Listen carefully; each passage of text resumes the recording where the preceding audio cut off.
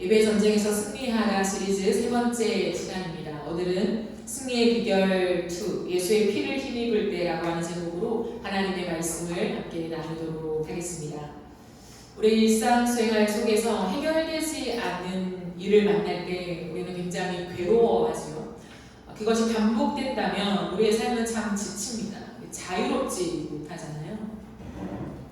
무거운 삶을 살아갑니다. 그런데 이 세상에서 우리가 가장 심각하고 지독한 문제가 있다면 그것은 바로 죄의 문제라는 거죠. 세상의 모든 영역에서 죄의 문제가 가득하여 있습니다. 인류의 모든 문제는 죄의 문제이죠. 죄의 문제는 단순히 영적인 차원에만 있지 않습니다. 죄의 문제는 전 인격에 걸쳐서 우리의 전 삶에 영향을 미치고 있습니다. 죄로 인하여서 악이 생겨났고 그 악이 우리의 삶 속에 표현되면서 수많은 사람들이 힘듦을 겪고 있는 것을 우리는 수많은 뉴스와 또한 주변의 이야기를 통해서 듣고 있습니다. 이 죄의 문제가 아주 심각함에도 불구하고 우리 모든 사람들은 죄의 문제에 대해서 그렇게 깊이 심각하게 상고하고 있지 못하다는 점이 참 안타까운 것 같습니다. 죄의 문제를 해결하기 위해서 우리가 지금까지 살펴보고 있는 것처럼 유대인들은 율법을 받아서 제사를 지내므로 자신들의 죄를 씻는 그러한 의식을 행했습니다. 율법은 오늘 말씀해 보니까 모형이고 그림자다라고 되어 있습니다. 실체가 아니라는 거죠. 그럼에도 불구하고 그 불완전한 제사를 통해서 한 가지 얻게 하는 것이 있습니다. 그게 뭐냐면 온전한 제사를 바라보게 하는 것입니다. 불완전한 제사를 통해서 온전한 제사를 바라보게 하는 것이죠. 구약의 제사가 속죄, 죄를 사하는 속죄의 효력이 있는 제사가 되기 위해서는 반드시 피를 흘려야 한다는 거죠. 왜냐하면 레위기 17장 11절 말씀을 보면 이런 말씀이 있습니다. 육체의 생명은 피에 있나니 내가 이 피를 너희에게 주어 제단에 뿌려 너희의 생명을 위하여 속죄하게 하였나니 생명이 피에 있으므로 피가 죄를 속하느니라 라고 되어 있습니다. 히브리서 9장 22절에도요. 율법을 따라 거의 모든 물건이 피로써 정결하게 되나니 피 흘림이 없은즉 사함이 없느니라 라고 되어 있습니다. 생명과 피는 뗄래야 뗄 수 없는 관계에 있다고 하는 거죠. 로마서 6장 23절 9절 같은 경우에 봤을 때도 죄의 삭시 무엇이냐, 우리가 죄를 지었을 때 그 결과가 사망이라고 되어 있어요. 사망, 이미 죽었다는 거죠. 그래서 에베소서 2장 1절 같은 말씀에 봐도 허물과 죄로 죽은 우리를 예수가 살리셨다라고 되어 있어요. 그러니까 우리는 영원히 죽음을 경험하는 지옥에 가는 것 같지만 사실 우리의 영혼의 상태는 죽을 것 같았던 우리의 영혼을 주님이 살려주신 것이 아니라 이미 죽은 영혼을 살려주셨다는 이해함이 필요하다는 거죠. 그래서 죄의 삭은 죽음인데 그 죽음을 다시 한번 우리에게 생명을 주기 위해서는 피의 대가가 필요함이 일반적인 원리라고 하는 것을 반드시 기억해야 한다는 거예요. 그런데 우리가 오늘 읽었던 본문 10장 4절 말씀을 보면 이는 형소와 염소의 피가 능히 죄를 없이 하지 못한다 라고 되어 있죠. 죄를 없이 하지 못한다 라고 하는 것은 뭐냐면 아무런 능력이 없다는 거예요. 무력함을 뜻하는 용어입니다. 동물의 피가 수많은 죄를 억지로 없애거나 떼어내지 못한다는 거예요. 그렇게 하기에는 부족하고 무력하다라는 거예요. 근데 반복해서 제사를 드리잖아요. 동물의 피로 인하여 반복해서 드리는 제사를 통하여서 죄가 얼마나 심각한지 매일마다 제사를 드릴 수밖에 없는 우리의 영혼의 심각한 죄성을 확인하게 한다는 거예요. 그러면서 구약의 제사는 매일마다 제사를 드리잖아요. 그리고 매년마다 어떤 공통적인 예식 때에 예배를 드리고 또 1년에 한 번 대속죄일에 제사를 드려요. 그러니까 매일마다 드리는 그 예배를 통하여서 우리가 경험해야 되는 건 뭐냐면 인간의 절망감, 구약의 유대인들은 제사를 지내면서 무언가 자유롭다, 해방된다, 이제 우리는 영원하게 살아갈 수 있어, 그것을 받은 것이 아니라 매 순간 그 피의 제사를 드리면서 내가 오늘도 이 제사를 드릴 수밖에 없는 죄성을 가진 존재이구나, 그 절망감에 부딪혀 가야 한다는 거예요. 그래서 그 제사를 드리면서도 온전한 제사를 목말라 하는 거죠. 그러니까 유대인들은 그토록 예수 그리스도, 그 메시아를 기대했던 것입니다. 히브리서 10장 5절을 보면 그러므로 라고 되어 있죠. 황소와 염소의 피가 죄를 능히 없애지 못하는데 그러므로 주께서 세상에 임하실 때에 이르시되 하나님이 제사와 예물을 원하지 아니하시고 오직 나를 위하여 한 몸을 예비하셨다라고 되어 있습니다.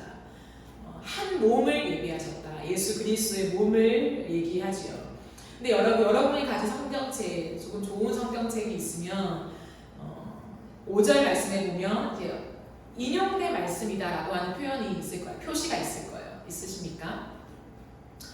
이것은 구약의 어떠한 구절을 인용해서 지금 설명하고 있는 거예요. 히브리 기자가 어디냐면 시편 40편 말씀입니다. 시편 40편은 다윗의 시거든요. 6절, 7절 말씀을 보면 주께서 내 귀를 통하여 내게 들려주시기를.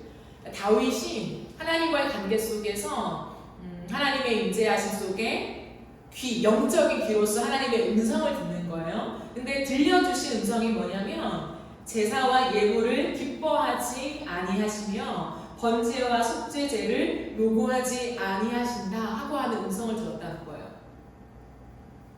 여러분 첫째 시간에 제가 말씀드린 다윗의 장막에 대한 이야기를 기억하십니까? 다윗의 시대 속에서는 예배가 매일마다 피의 제사로 드려졌던 때였기 때문에 번제와 속죄제라고 하는 것이 없는 것은 상상을 못한다는 거예요.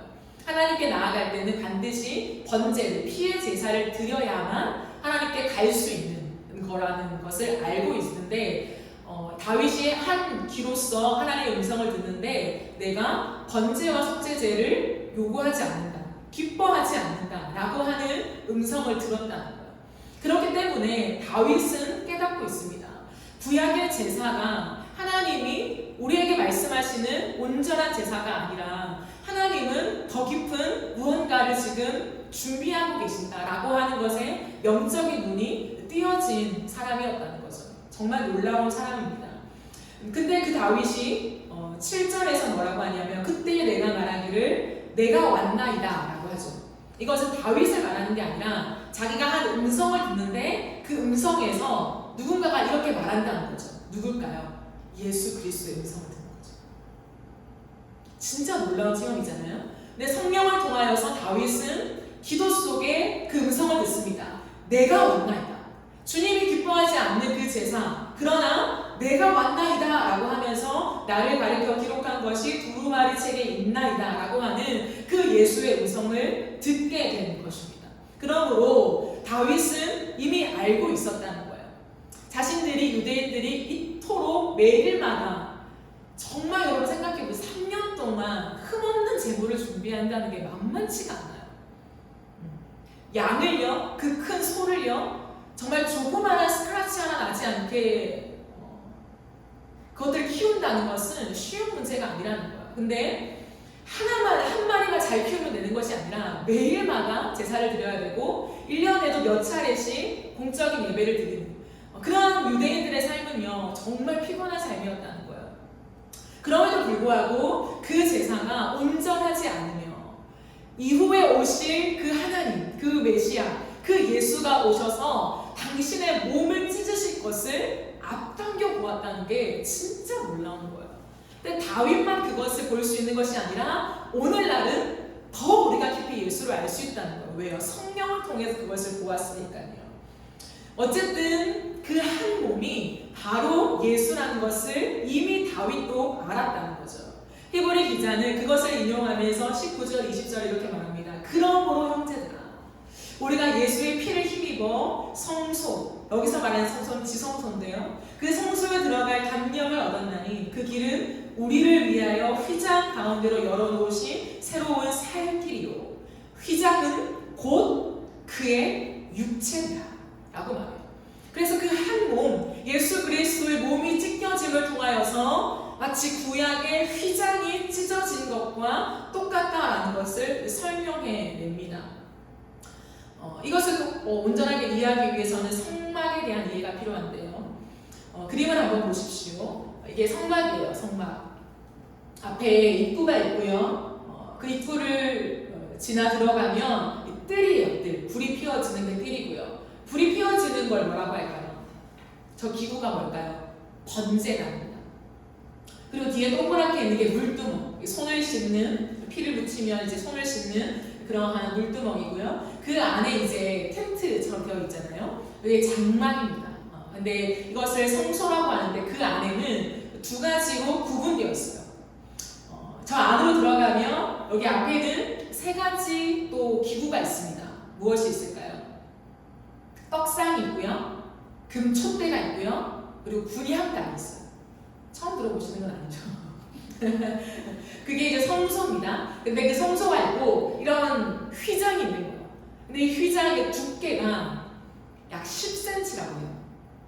그러니까 1000인데 10cm면 얼마나 두꺼울까요? 그러니까 손으로 찢을 수는 없는 거라는 거예요. 사람이 어떻게 일반적으로 찢을 수가 없는 그만큼 두꺼운 휘장이 여기 있고 그 휘장 안으로는 이제 지성소라고 하죠. 여기에 뭐가 있습니까? 법궤가 있는 거예요. 법궤. 그래서 넘겨주시면 이 법궤가 있어요. 법궤. 근데 언약궤라고 하는 이 법궤가 그 안에 안치되어 있는데 이 안에는 만나 하나님 그리고 십계명 돌판 아론의 쌍난 지팡이가 들어있는 그 법궤가 있습니다. 근데 이 뚜껑 있잖아요. 뚜껑. 이 뚜껑을 뭐라고 하는지 아십니까? 속죄소라고 해요. 그래서 레위기 말씀에 보면 주님이 이렇게 말해요. 예배 드리는 이제 레위인을 통해서 예배 드리는 수많은 사람들한테 뭐라고 하냐면 내가 두 그룹 사이에 그 속죄소에서 너와 만날 것이다 라고 말해요. 여기죠. 그러니까 이게 법궤에 임재하시다라는 하나님의 그 상징적인 의미입니다. 넘겨주시면 그래서 1년에 딱 한 번 대제사장만이 대속죄일이라고 일컫는 날에 이 지성소 안으로 들어갈 수 있다는 거예요. 이 날이 아니면 많은 사람들은 그저 입구로 들어와서 그 뜰에서 번제단에서 제물을 태우는 것으로 끝나는데 1년에 딱 한 번 대속죄일에는 온 백성의 죄를 씻는 의식을 행하는데 대제사장, 일반 제사장은 못 들어갑니다. 대제사장이 그 피를 가지고 속죄소 안으로 들어가서 피를 뿌린다는 거죠. 그래서 이것이 상징적으로 우리 모두의 죄를 씻는 의식으로 행했던 것이 구약의 제사였다라는 것입니다.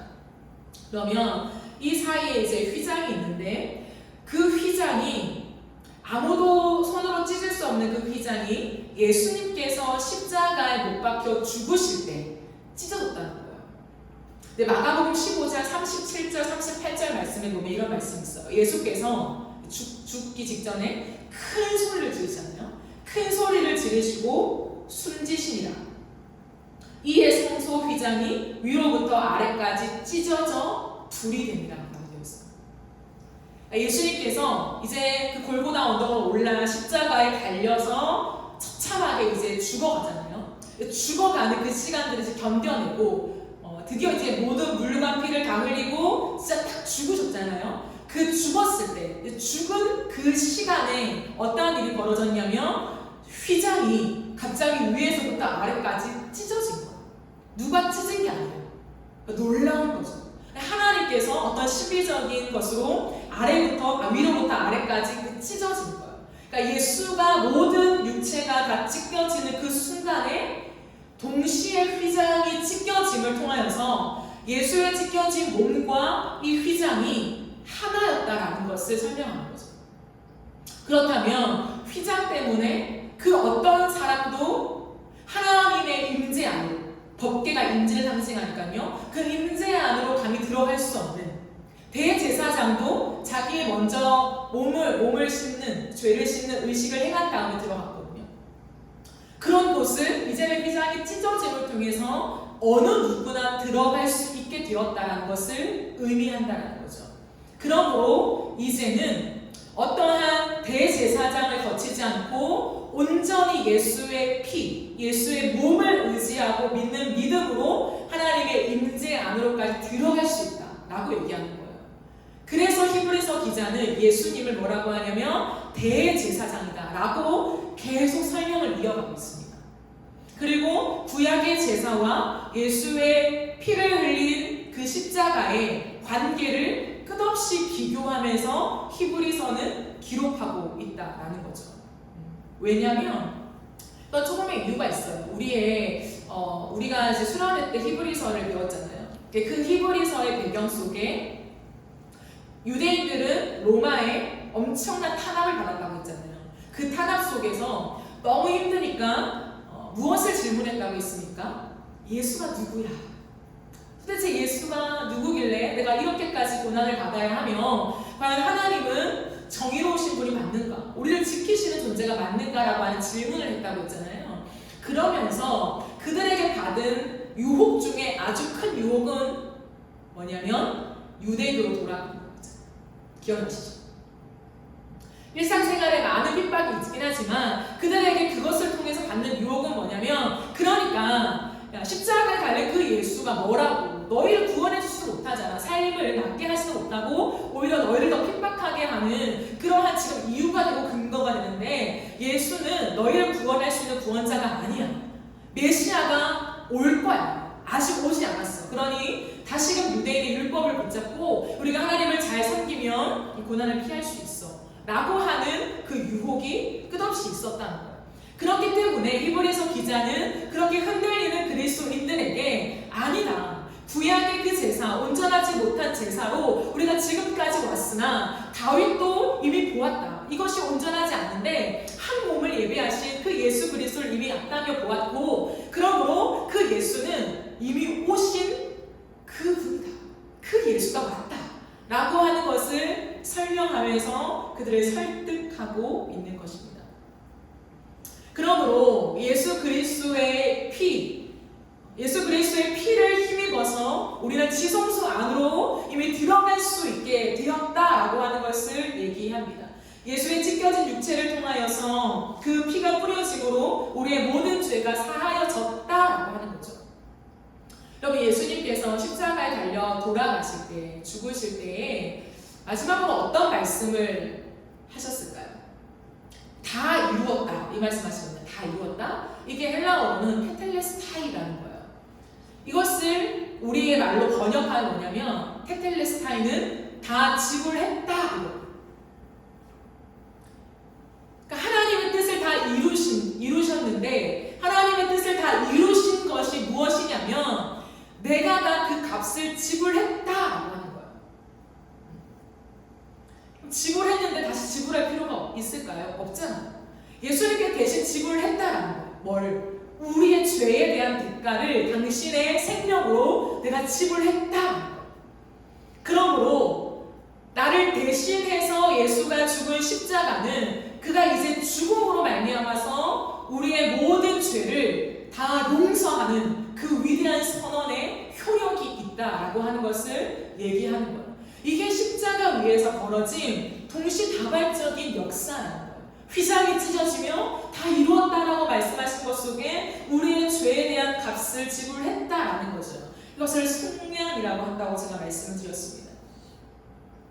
그러므로 예수의 피는 우리가 절대로 풀 수 없었던 지긋지긋하게 우리를 따라다니는 그 문제, 어떤 문제요? 죄의 문제를 해결한 유일하고도 완전한 능력이 되었다는 거예요. 히브리서 기자는 계속 반복하는 단어가 있어요. 예수님의 십자가는 단번에 이루셨다는 거예요. 구약의 제사는 매일매일이잖아요. 매일매일 피 터지는 제사를 지내야 하는데 예수의 십자가, 예수가 걸어가신 그 제사의 길은 단번이라는 거예요. 그 단번은 횟수로도 한 번이죠. 그러나 그 의미는 뭐냐면 완전하고 충분하다. 그래서 예수님이 말씀하시죠. 요한복음 14장 6절에서 예수께서 이르시되 내가 곧 길이요 진리요 생명이니 나로 말미암지 않고는 아버지께로 올 자가 없느니라 라고 주님이 선언하셨습니다. 유일한 길입니다. 우리를 위한 살 길, 우리가 살 수 있는 유일한 길을 예수님은 당신의 육체를 통해서 마련해 놓으셨다라는 것을 얘기하고 있다는 것이죠. 그러므로 생각해 보십시오. 예배가 뭘까요? 예배. 하나님의 임재 안으로 들어가 하나님의 얼굴을 마주하는 것, 예배는. 근데 그 예수 그리스도께서 이루신 그 피의 값을 통하여서 우리는 오늘도 하나님의 얼굴을 내가 직접 배울 수 있는 특권을 누렸다는 거예요. 그러므로 예배는 예수의 피를 힘입어 드리는 것입니다. 예수의 피가 없이 내가 예배할 수 있다고요? 그건 있을 수가 없어요. 예수의 피를 힘입어야 예수의 몸을 의지하여 그 찢겨진 육체를 믿는 믿음으로만 우리는 담대하게 지성소 안으로 들어가는 하나님의 임재를 경험하는 그 깊은 예배를 드릴 수가 있는 것이죠. 그러므로 예배를 드리는데 예수 그리스도에 대한 고백이 절절하지 않다? 그게 불가능하다는 거예요. 여러분 생각해 보세요. 관계라고 하는 거. 제가 늘 말씀드리죠. 하나님과 우리는 종교적인 용어 안에서 내가 그 지식을 받아들이고 동의하는 것으로 이루어지는 것이 아니라 인격적인 관계라는 거예요. 근데 그 예수님의 몸, 찢겨진 몸을 내가 힘입어서 하나님을 아버지라 부르고 하나님 앞에 그 얼굴을 배운다라고 하는 그 자리에 나아갈 수 있게 되었다고 하면서 예수의 죽음과 십자가의 의미가 와닿지 않는다? 그게 불가능하지 않습니까, 여러분? 생각해보세요. 이 땅을 살아가면서도 여러분, 제가 이제 부산에 살았는데 부산에 해저 터널을 뚫었잖아요. 해저 터널을 뚫어서 물 가운데를 걸어 자동차로 운전해서 가는 거예요. 정말 신기하잖아요. 진짜 신기하고 이게 내비를 봐도 다 물이에요. 그러니까 물 속을 지나가는 거예요, 해저 터널을. 그런데 제가 이제 얘기를 들었어요. 그러니까 아는 지인, 그러니까 제가 아는 누군가의 또 지인이 이 해저 터널 공사했던 사람이에요. 근데 여기서 많은 사람이 죽었다는 거예요. 공사를 하면서. 근데 내가 나에게 말하는 그 지인의 지인, 친척 관계인 거예요. 그러니까 자기는 이 해저 터널을 지나갈 수가 없다는 거예요. 근데 그 가족들은 절대로 안 지나간대요. 물론 만약에 유일한 길이고 이 길을 통과해야 된다면 가겠지만 얼마나 찢어진 가슴으로 가겠어요. 이것이 뭐냐면 관계라는 거예요. 누구니까는 또 다른 사람의 죽음을 얘기할 때 누군가가 죽어서 희생이 되어서 이것이 만들어졌고 우리는 그 혜택으로 지금 어쨌든 이 길을 건너고 있구나 라고 정도로 안타까운 마음이겠지만 만약에 이것이 직접적인 관계를 가진 사람들의 이야기라면 여러분 그 체감은요 완전히 다른 거예요. 다를 수밖에 없는 거죠. 근데 우리는 이건 영적이잖아. 예수가 지금 내 앞에 계시지 않잖아 라고 하는 이 한 가지 이유만으로 굉장히 멀어져 있어요.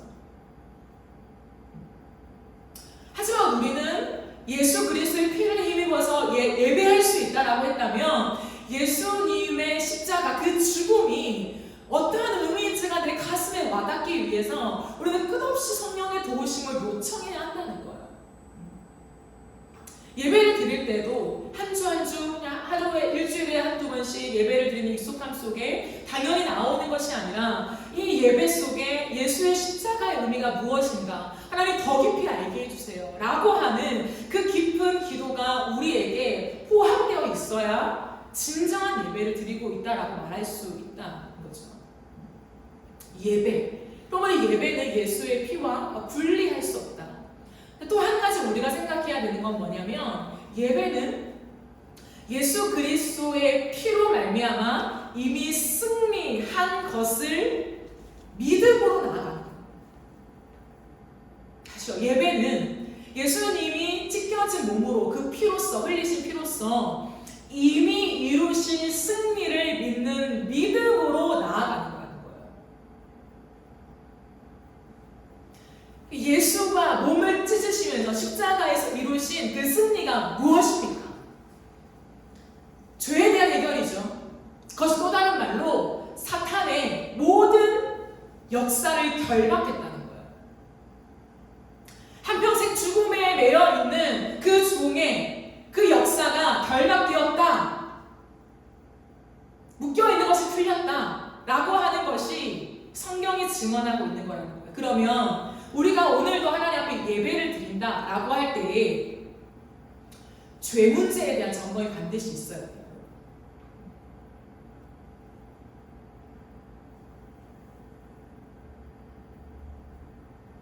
우리가 이 세상을 살아가면서 죄를 짓지 않는 사람이 없잖아요. 그러나 예수님께서 우리의 모든 죄를 담당하시고 죽으셨잖아요. 그죠? 그러므로 우리가 하는 건 뭐냐면 매 예배 때마다 나와왔을 때 내 죄가 예수를 믿는 믿음 안에서 오늘도 용서받았음을 우리가 선언하는 것이 필요해요. 그래서 제가 뻔뻔함이라고 얘기하는 거예요. 내가 죄를 지었는데 예수님께 어떻게 내 죄를 전가시켜? 그거 있을 수 없어. 그렇다면 우리는 결코 죄의 문제를 해결할 수 없는 거예요.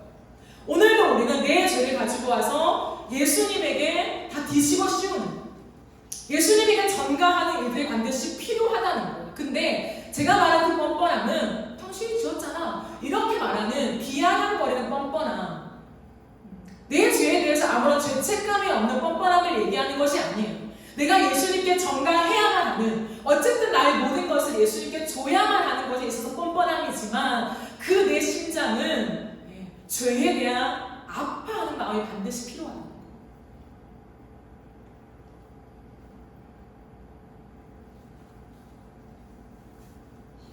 지난 목요일에 제가 말씀드렸듯이 이게 없으면 우리는 예수님의 보혈, 예수님이 우리를 위해 십자가에 죽으셨어. 그걸 믿는다면 나의 과거의 죄, 현재의 죄, 미래의 죄까지 예수님이 다 용서해 주셨대. 아멘. 할렐루야. 감사하다.로 끝나는 거예요.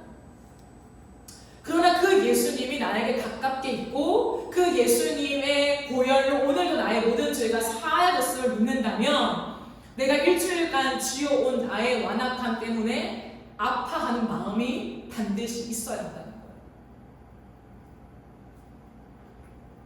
내가 오늘 또 죄를 짓고 오늘 또 육신의 안일함을 위해서 내가 취하였던 모든 선택과 나의 모든 결과를 붙잡고 하나님 앞에 아파하는 마음이 있어야 된다는 거예요. 그 아파하는 마음을 가지고 예수님에게 그 죄를 전가시키는 것이 예배의 시간이에요.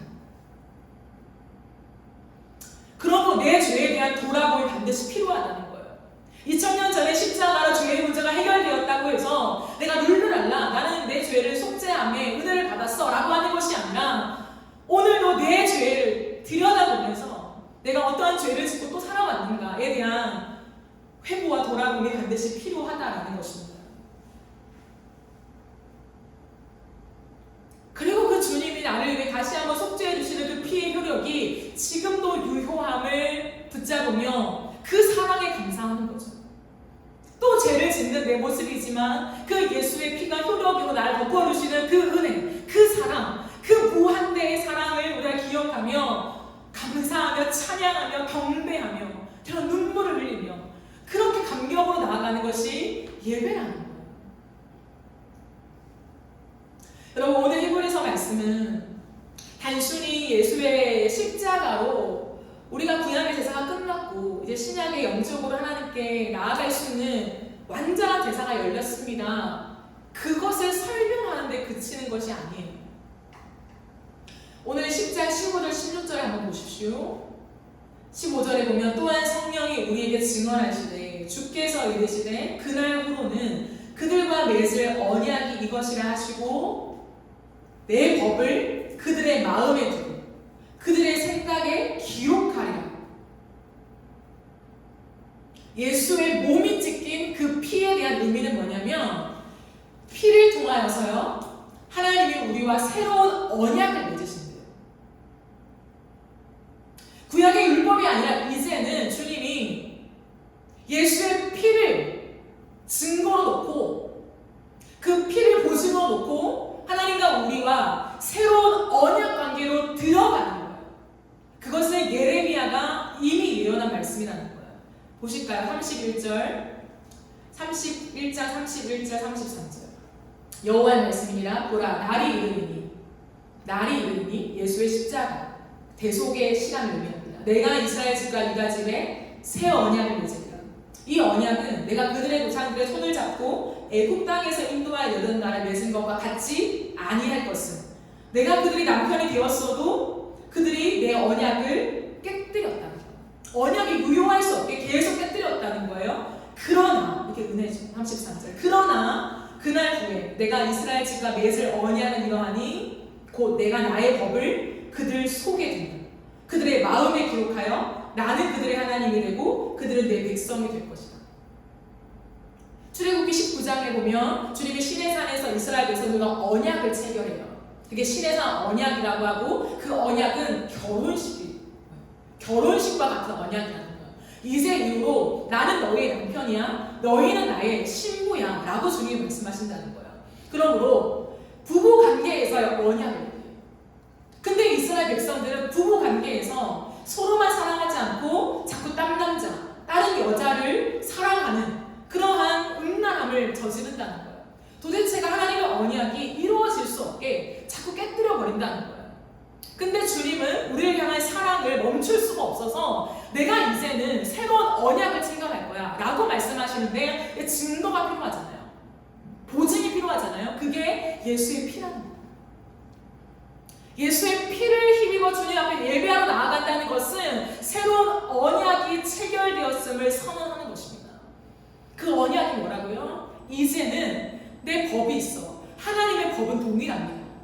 이제나 오늘이나 다 동일한데 이제는 그 법을 내가 율법이라는 이름으로 돌판에 새겨주지 않고 내가 너희 속에 둘 것이다. 내가 너희 마음에 둘 것이야. 너희의 생각에 둘 것이야 라고 말씀하세요. 예수의 피 때문에 이제 성령을 통하여서 하나님이 우리 안에 내주할 수 있게 만드셨다는 거예요. 이것을 한 용어로 뭐라고 표현하냐면 연합이라고 해요. 예수님과의 연합, 영적인 연합. 그래서 목요일날 살펴본 갈라디아서 2장 20절 뭡니까? 내가 그리스도와 함께 십자가에 못 박혔나니 그런즉 이제는 내가 사는 것이 아니요 어떻게? 내 안에 누가요? 그리스도가 사시는 것이다. 내 안에. 그러므로 이제 내가 육체 가운데 사는 것은 나를 사랑하사 나를 위하여 자기 자신을 버리신 하나님의 아들을 믿는 믿음 안에 산다는 거예요. 그러므로 그리스도인들은 믿음, 예수를 믿는 믿음 안에 살며 그 믿음은 뭡니까? 그 믿음은 이제 예수가 내 속에 들어와 내 안에 사신다라고 하는 믿음이라는 거예요. 이 믿음으로 드리는 게 예배입니다.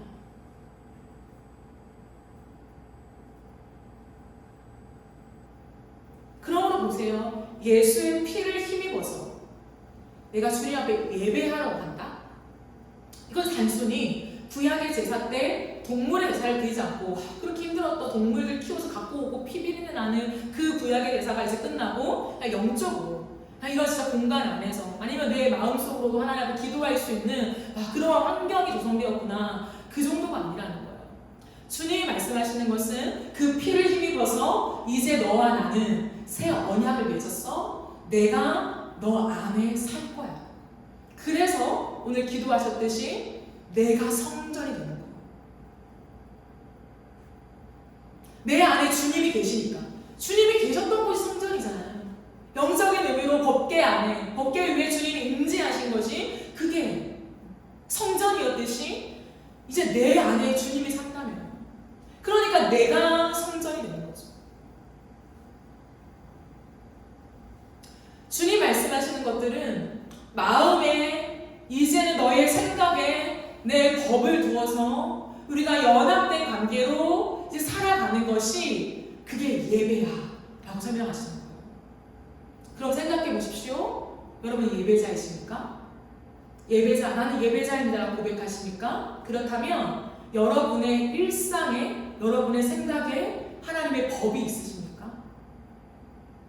여러분의 일상을 살아가는 그 모든 24시간의 시간에 여러분의 마음속에 하나님의 법이 새겨져 있으십니까?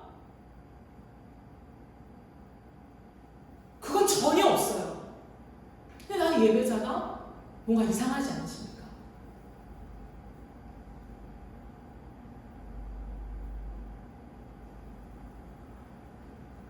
예배, 하나님 받으시는 이제 신약의 예배가 열렸다는 것은 내가 살아가는 모든 시간에 누워서도 하나님을 부를 수 있는 예배가 열리는 거예요. 그죠? 그러니까 우리는 누워서도 예배하잖아요. 코로나 때는 집안에 앉아서 대충 차려입고 앉아도 하나님 받으시는 예배라고 우리는 확신하며 예배를 드리잖아요. 맞아요. 여기 있든 갖춰진 건물 안에 있든 그렇지 않은 비형식적인 어떠한 곳에서 내가 자유롭게 예배하든 하나님 예배를 받으시죠. 그렇다면 그걸 정말 믿는다면 내가 누워있고 내가 아무렇게나 그냥 정말 편하게 있을 수 있는 그 공간에서 여러분의 머릿속에 하나님의 법이 새겨져 있냐는 거예요. 여러분의 마음속에 늘 하나님이 무엇을 우리에게 말씀하시는 거에 대한 법이 새겨져 있어서 그것을 통해 여러분이 살아가는 모든 원리가 세팅되어 있느냐라는 거예요. 그것도 아멘 해야죠. 그러면 왜 앞에 것만 우리는 아멘 하냐는 거예요. 대충 해도 하나님 예배하셔. 야, 구약에 매여 있지만 우리는 신약의 자유로운 예배야. 우리는 그렇게 많이 인용하잖아요. 예배 올 때도 뭐 꼭 갖춰 입어야 돼. 그냥 깨끗하게 입고 오고 뭐 모자도 상관없어. 우리는 그런 모든 형식과 규율을 괜찮다라고 얘기하잖아요. 맞아요. 괜찮죠. 자유가 임했으니까. 그러나 그 자유를 우리가 어느 공간에도 어느 시간대라도 우리가 받아들일 수 있는 만큼 자유가 열렸다면 교회 와서 설교를 듣는 시간 말고 교회 와서 이런 예배를 드리는 시간 말고 여러분 혼자 있는 은밀한 시간에 말씀이 여러분의 생각을 지배하고 있어야죠. 당연히 바쁜 일상 속에서라도 여러분의 마음을 하나님의 말씀이 지배하여서 그 말씀의 원리로 내가 무엇을 선택할까? 무엇을 살까? 무엇을 먹을까? 그 모든 것이 적용이 돼야죠. 그래야 예배자죠.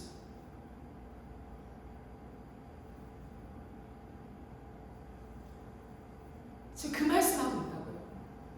히브리서 기자가 그리스도인들을 향하여서 그 얘기를 하고 있는 거예요. 지금 야, 우리에게 신약의 예배가 열렸다. 십자가에 못 박혀 죽은 자신의 몸을 찢어서 그 산 길을 내신 예수의 피를 힘입어서 우리는 예배할 수 있어. 그러므로 우리가 살아가는 일상의 현장 속에 힘들지, 고달프지, 너무 억울하지, 피곤하지.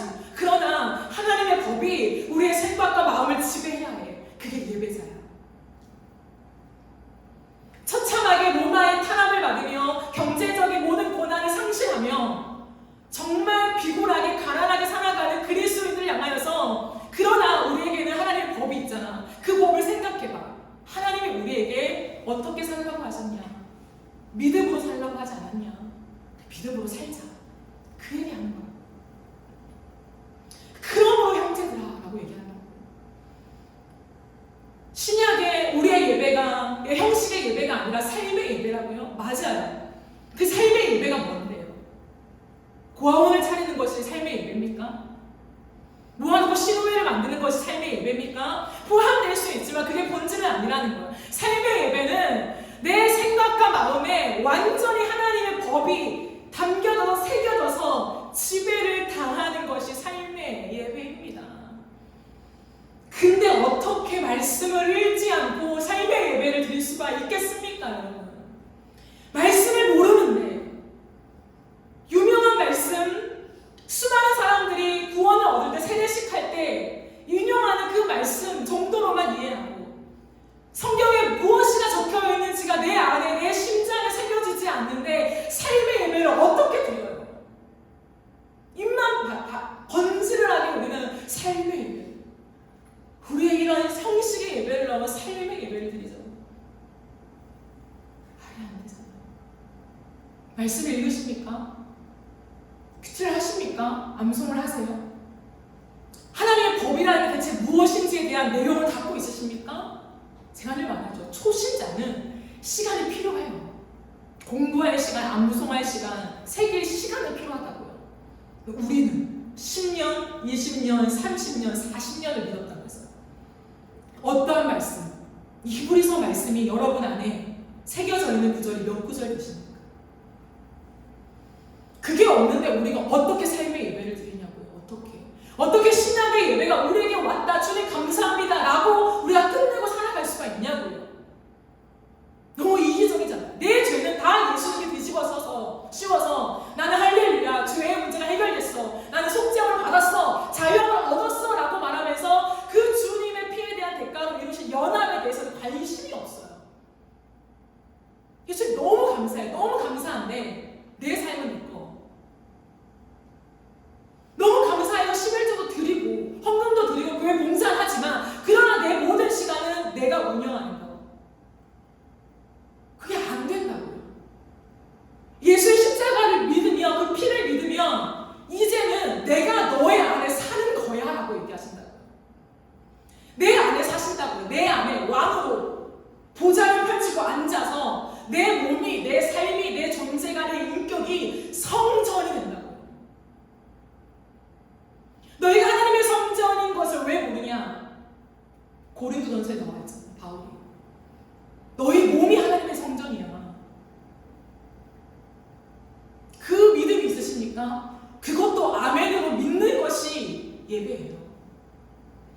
이제는 내가 사는 것이 아님을 믿는 것이, 고백하는 것이 진짜 예배라고요. 구원을 받는 것이라고요. 예수의 대속만을 믿고 감사하는 것이 아니라, 예 주님, 이제 앞으로 내 삶의 모든 권리를 포기합니다. 나는 죽었습니다.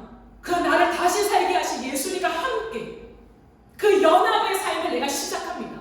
그러므로 내 몸은 성전이며 내 삶은 성전입니다. 당신이 왕이 되어야만 온전한 그 성전입니다. 그러니 예수여, 당신이 내 삶의 왕으로 다스리소서. 그래서 아침에 큐티를 하는 거예요. 내 하루가 내 것이라면 큐티는 밤에 해도 되죠. 그러나 그것이 내 의미론적으로 하나님, 내 아침, 이 아침을 주신 거 하나님 거예요. 이 하루가 당신 거예요. 이 하루를 어떤 말씀으로 내가 살기를 원하십니까? 그 하나님의 법을 다시 한번 오늘이라고 하는 원데이, 이 날에 새기기 위해서 아침 일찍 일어나 큐티를 하는 거예요. 그러니 30분 일찍 일어나세요. 새벽 5시에 출근을 해야, 준비를 해야 해도 4시 반에 일어나세요. 안 죽어요.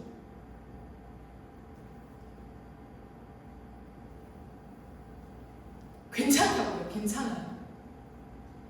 새벽 3시에 일어나서 일하는 사람들도 얼마나 많은데, 노동자들이 얼마나 많은데, 떼양볕에 일하는 노동자들이 얼마나 많은데, 목숨을 걸고 일을 하잖아요. 노동자들은 이 떼양볕에 죽을 수도 있다라고 하는 그런 각오. 그러나 그럼 왜 나갑니까? 알고도 왜 현장에 나가서 일을 하냐고.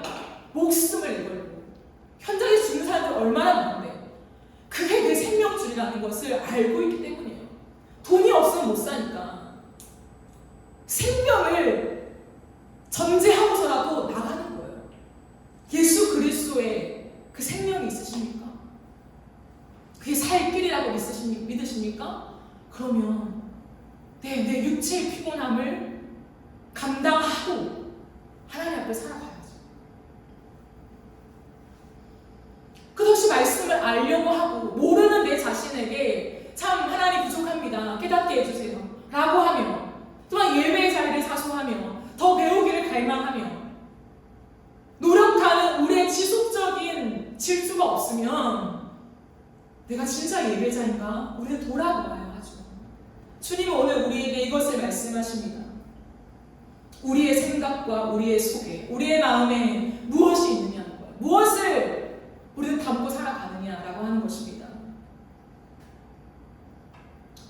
말씀을 정리하겠습니다. 오늘 주님은 우리에게 말씀하시는 것이 예배가 무엇인가에 대한 진정한 의미죠. 예배는 예수의 피를 힘입으며 무조건 드릴 수 있는 예배입니다. 아무리 사단이 우리를 참소해도, 아무리 너는 자격이 없어, 너는 이번 한 주간 동안 이렇게밖에 못 살았잖아, 네가 어떻게 거룩하신 주님 앞에 예배를 해, 네가 어떻게 설교를 해, 네가 어떻게 찬양 인도해, 수많이 우리를 정죄해도 우리는 예수의 피를 힘입어서 그래, 나는 죄인이다, 나는 못 살았다, 하지만 나의 죄가 예수 그리스도의 몸이 찢겨진 그 십자가로 말미암아, 그 피로 말미암아 내가 해결되었다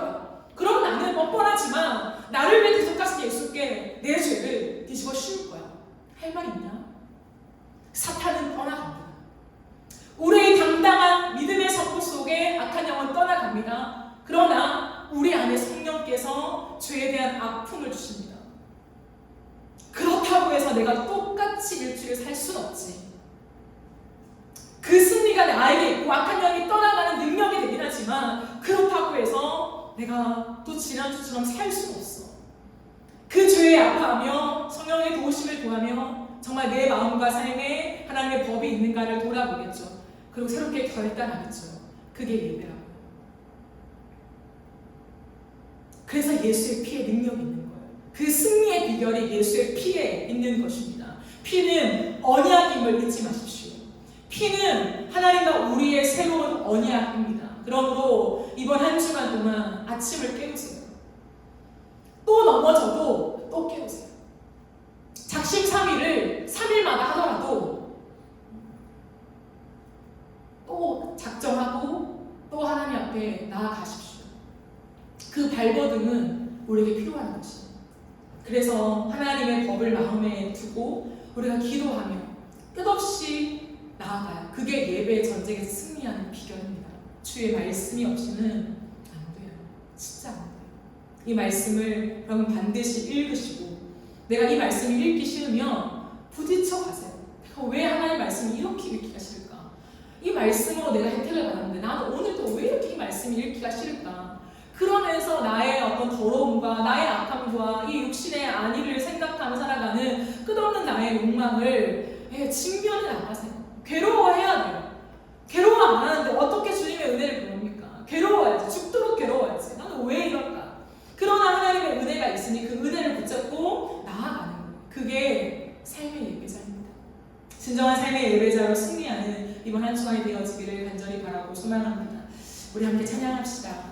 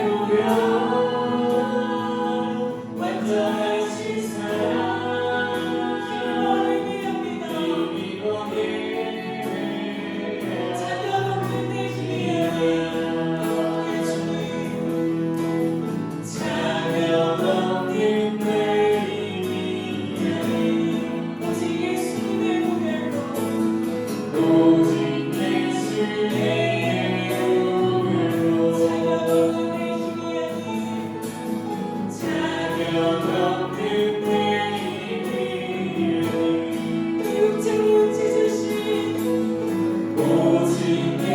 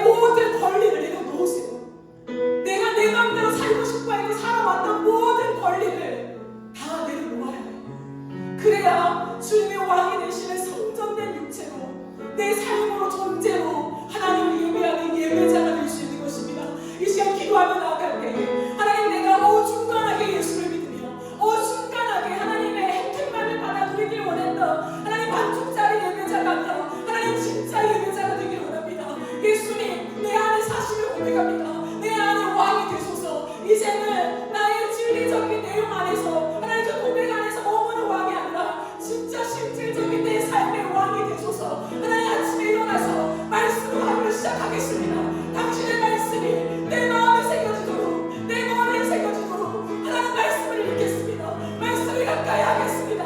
하나님 나의 육체를 찢어서라도 내가 또 결단하면 또 결단하며 말씀하러 나아가겠습니다. 빈투성기껏 내가 되기까지 내가 싸우겠으니 하나님 성령을 부어주십시오.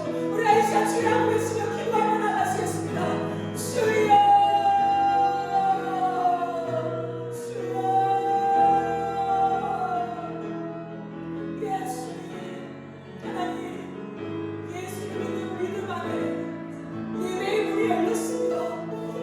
어디 있습니까?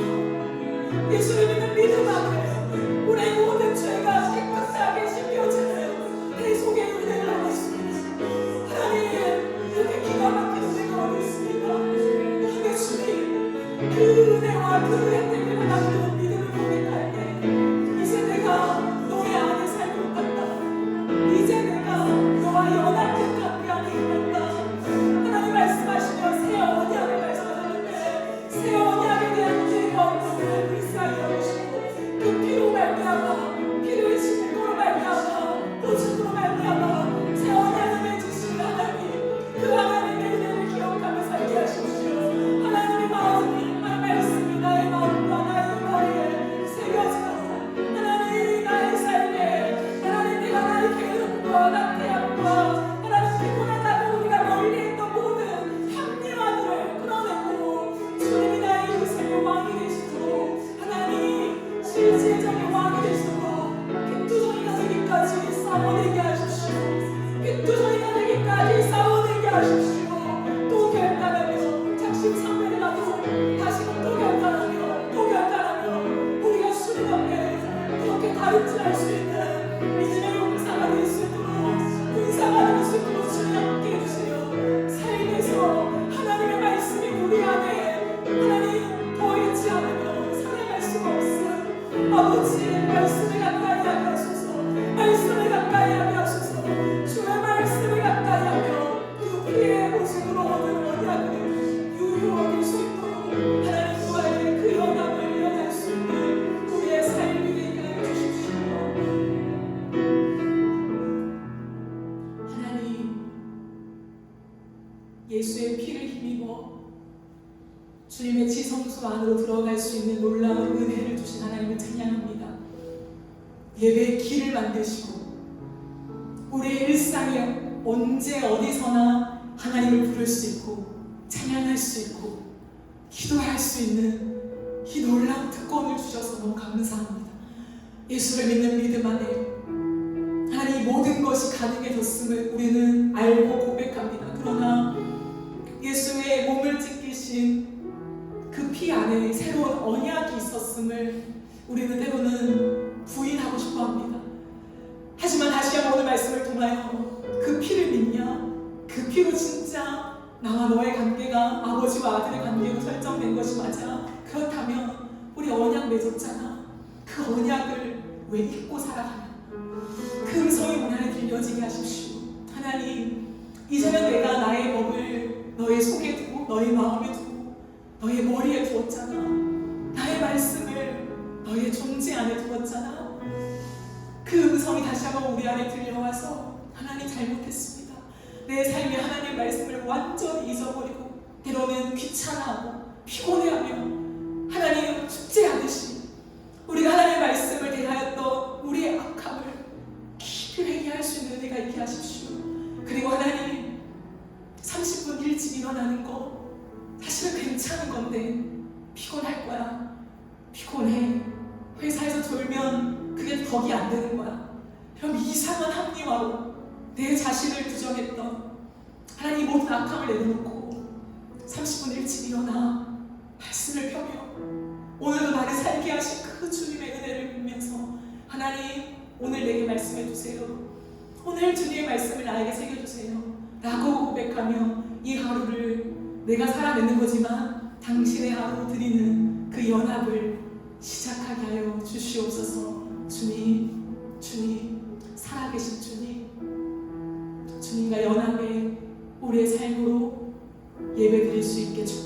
주옵소서. 감사드리며 예수님의 이름으로 기도드립니다.